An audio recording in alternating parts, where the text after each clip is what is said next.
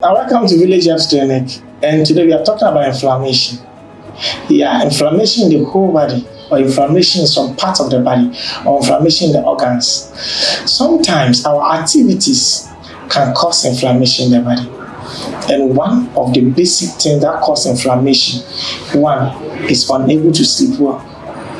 When you don't get enough sleep for a longer period of time, the body begins to develop inflammation. You begin to get tired often. Your blood pressure begins to shoot up, and you begin to feel tiredness, and part of the body begin to feel pains, and you begin to feel some spleen pain and all that stuff. It's due to unable to sleep well. Make sure that every day you sleep at least 6 hours in a day. That's in the night. It's going to help you to reduce inflammation. Follow our page for more education. If you want to reduce this, sleep well, drink enough water. The body naturally will work better. Thank you. Bye-bye.